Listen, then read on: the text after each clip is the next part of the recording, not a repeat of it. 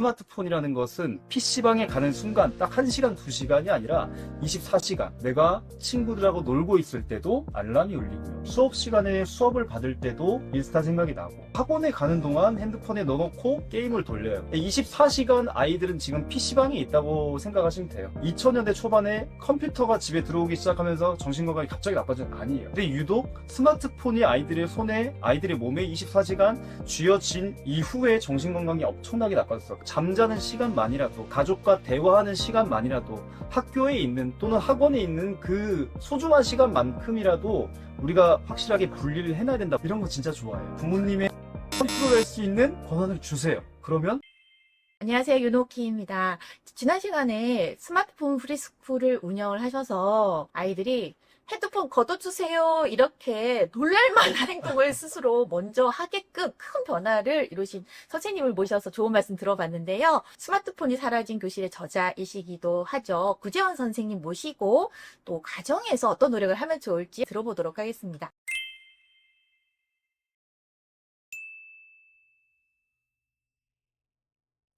이런 실험 결과가 하나 있어요. 학교에서 우리 학교처럼 이렇게 스마트폰 사용하는 걸 좀 통제를 했더니 아이들의 전체적인 스마트폰 사용 시간에 변화가 있나? 조사를 했는데 어땠을 것 같으세요? 습관화되는 게 무서운 만큼 좀 그래도 많이 줄어들었지 않았을까?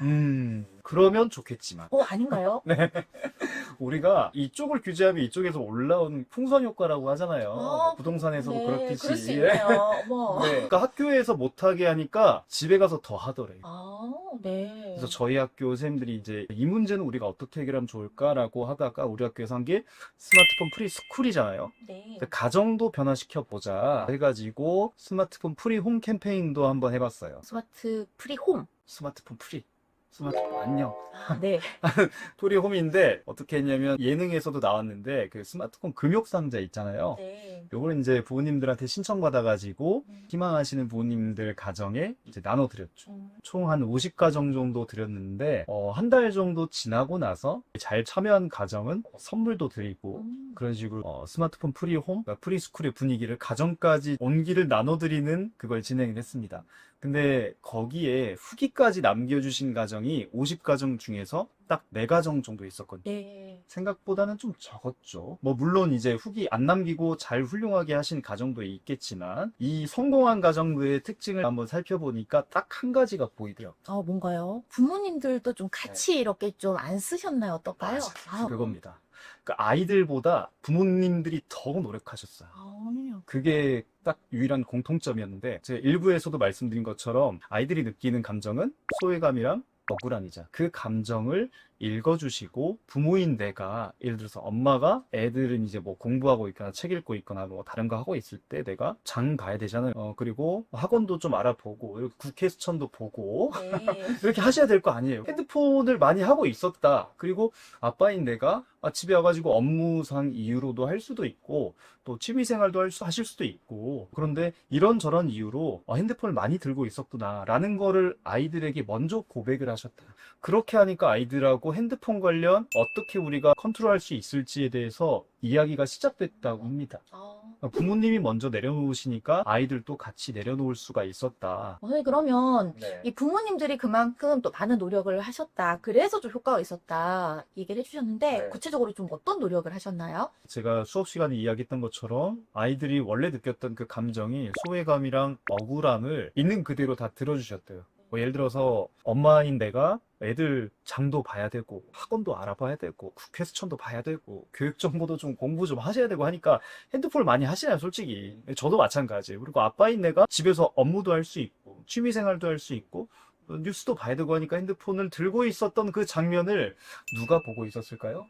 아이들이 다 보고 있었겠죠. 네. 부모님이 먼저 고백하시고 인정하고 내려놓으니까 아이들도 따라서 이제 내려놓을 수가 있는 거죠. 근데 그게 되지 않고 너 게임 그만해, 너 이거 그만 봐 하면은 애들이 늘 마음속에 그 억울함이 있어요. 근데 엄마가 먼저 아빠가 먼저 이런 모습을 안 보이기 위해서 노력하시고 고백하시면 그때부터 대화가 되더라. 그래서 아이들과 함께 몇 시부터 몇 시까지는 금욕상자에 넣어놓는다던가 특히 이 규칙 같은 거 정하실 때 너무나도 중요한 규칙은 수면 시간. 잠잘 때 방에 핸드폰 가지고 들어가지 않기. 가서 꺼라가 아니라 네. 학교에서도 분리하는 것처럼 네. 들고 들어가지 않고 따로 놔두고. 그렇죠. 대신에 애들 것만 그렇게 하는 것이 아니라 부모님 것도 함께. 아, 같이 해야겠네요. 그러니까 잠잘 때도 넣어놓고 대화하는 시간에도 넣어놓고 가족이 활동을 하니까 예전에는 하지 않았던 독서도 하고 보드게임도 하고 몸으로 놀기도 하고 이런 변화가 가정에 있으니까 부모님들도 너무 좋아하시더라고요. 아이들도 참 좋아했고요. 들어보니까 너무 훈훈한데. 네.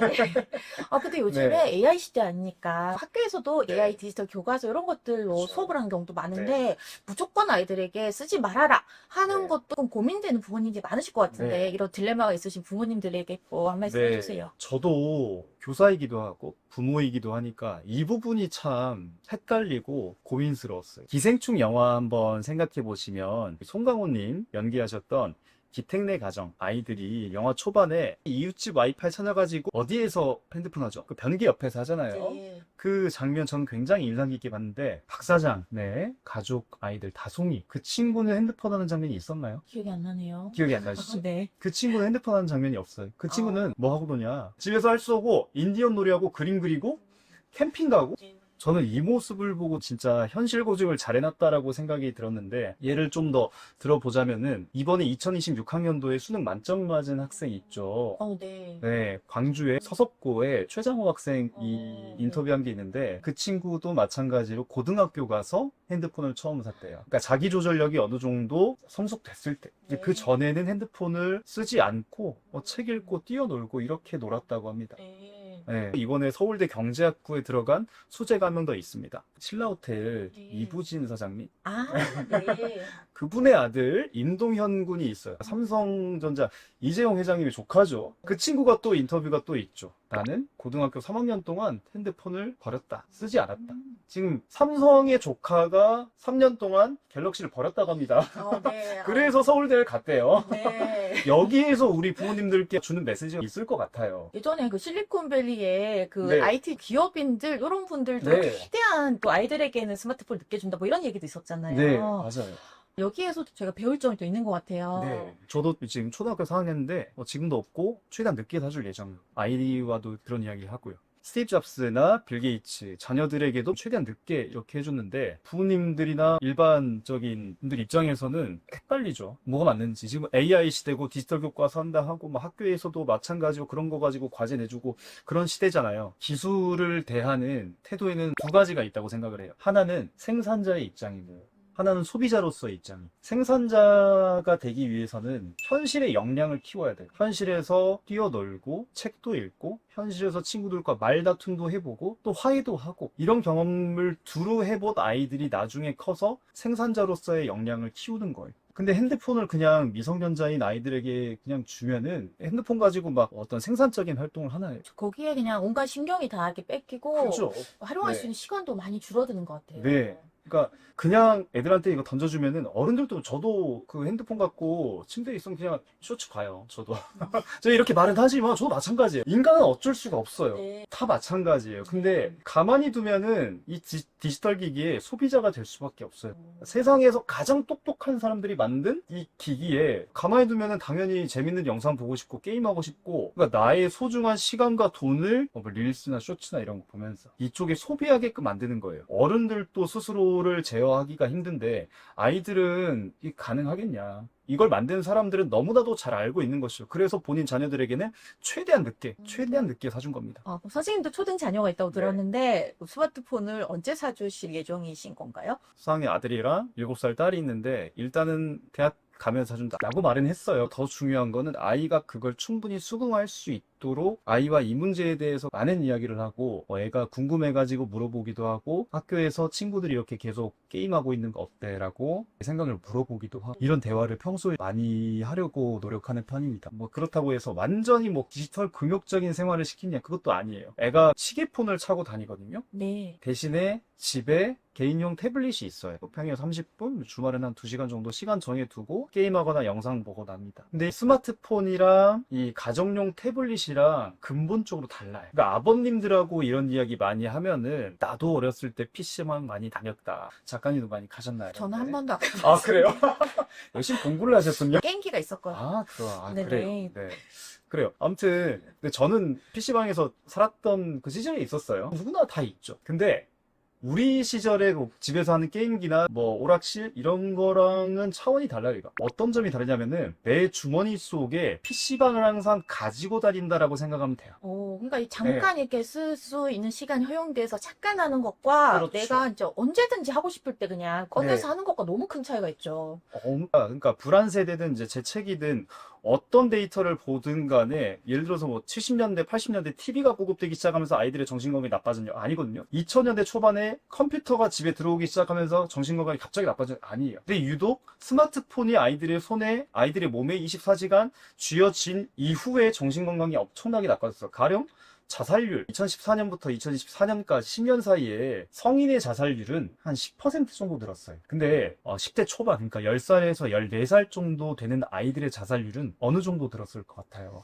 한 20, 30%? 20, 30%. 그러니까 성인의 10% 늘 때 아이들이 20, 30% 는다면은 제가 이 말을 안 했겠죠. 3배가 늘었습니다. 3배. 세 배면은 어마어마한 숫자네요. 네, 10년 사이에 아이들 그 10대 초반 아이들의 자살률이 3배가 늘었고 ADHD, 네. 우울증, 불안장애 이런 거 전부 다 기본 2배, 3배씩 늘었어요. ADHD도 정확히 3배가 늘고 그러니까 스마트폰이 유일한 범위는 아니에요. 우리나라는 기본적으로 입시, 경쟁 이런 스트레스가 있죠. 근데 스마트폰이라는 것은 PC방에 가는 순간 딱 1시간, 2시간이 아니라 24시간 내가 친구들하고 놀고 있을 때도 알람이 울리고요. 네. 수업 시간에 수업을 받을 때도 인스타 생각이 나고 학원에 가는 동안 게임을 돌려요. 24시간 아이들은 지금 PC방에 있다고 생각하시면 돼요. 그런 거로부터 몇 시간만이라도 잠자는 시간만이라도 가족과 대화하는 시간만이라도 학교에 있는 또는 학원에 있는 그 소중한 시간만큼이라도 우리가 확실하게 분리를 해놔야 된다. 네, 이 말씀 드리고 싶습니다. 정말 24시간 PC방에 그냥 있는 것과 다름이 없다. 이 말이, 네. 경각심이 드는 그런 네. 말인 것 같아요. 그러니까 네. 24시간 가지고 있으면 친구들이 채팅으로 부르든지, 뭐 그렇죠. 게임에서 알람이 음. 울리든지 이러면 그때그때 반응하다 보면 네. 유혹이 네. 계속 빠져있는 상태다 보니까. 24시간 유혹이 계속 있는 거예요, 내 몸에. 네. 그러네요. 그래서 더더욱 네. 스마트폰 프리 홈, 이런 노력이 네. 필요할 것 같은데요. 음. 아직도 스마트폰 그만 써라, 꺼라, 이렇게 옥신각신 같이 네. 하면서 갈등이 있는 가정들이 많을 것 같거든요. 네. 그럼 부모님들을 위해서 조언 한 말씀 해주세요. 네, 마지막으로 이제 부모님들한테 드리고 싶은 말씀은 저희가 스마트폰 프리스쿨 그리고 프리홈 이걸 쭉 진행하면서 3가지를 항상 마음에 품고 저희 학교 선생님들과 일을 진행했습니다. 첫 번째는 자발성이. 자발성. 네. 아이들이 자발적으로 선택하고 만든 규칙이라 스스로 지키려고 해요. 근데 외부에서 통제가 가고 잔소리로 가면은 자발적인 선택, 주체적인 선택이 이게 되지 않습니다. 그래서 자발성을 키우는 첫 번째 열쇠는 공감. 아이들이 느끼는 소외감과 억울함. 이 마음 충분히 들어주시고요. 이게 문제인지 사실 부모님들도 알지만 아이들도 알고 있어요. 아이들과 함께 충분히 이야기하시고 공부하시면서 어떻게 우리가 이거를 어떤 식으로 풀어가면 좋을지 아이들에게 주도권을 줘보세요. 그러면 생각보다 아이들이 굉장히 많은 아이디어가 있거든요. 그 아이디어 중에 가장 아이들이 좋아하는 행동은 부모님과 핸드폰 뺏기.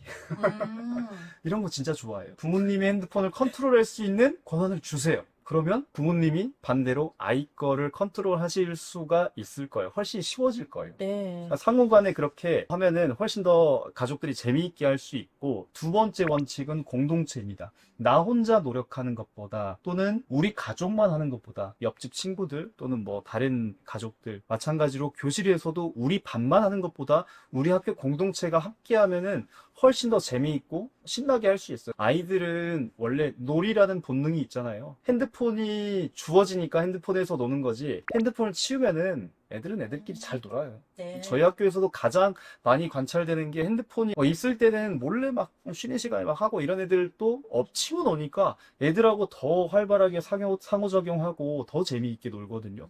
그런 모습 공동체가 함께 한다면 만들 수 있고요. 이제 마지막으로 이제 세 번째는 환경 설정입니다. 환경 설정. 사람의 의지는 생각보다 약하죠. 네. 작심 삼일이라고 하잖아요. 의지는 생각보다 약한데 그 의지를 자동화할 수 있는 적절한 환경을 만들어 주시면은 의지력을 소모하지 않고도 뭐 집중력이나 이런 걸 소모하지 않고도 훨씬 쉽게 할 수 있어요. 가령 우리 학교에서 쓰고 있는 스마트폰 보관, 뭐 가정에서 쓰실 수 있는 뭐 스마트폰 뭐 감옥 이런 재미있는 장치들을 만들어 놓고 또 뭐 규칙 같은 것도 만들어 놓으시면은 가정 곳곳에다 붙여 놓고 뭐 어기면은 뭐 벌칙 있고 이렇게 하면은 애들을 재밌게 할 수 있습니다. 저도 집에서 좀 해보고 네. 싶다는 생각이 드는데요. 저부터 아이들에게 핸드폰을 뺏길 수 있다라는 마음의 준비를 그렇죠. 하고 좀 시작을 해봐야겠습니다. 스마트폰 프리스쿨에 이어서 스마트 프리홈 여러분들도 한번 동참해 보시면 좋겠습니다. 국회수천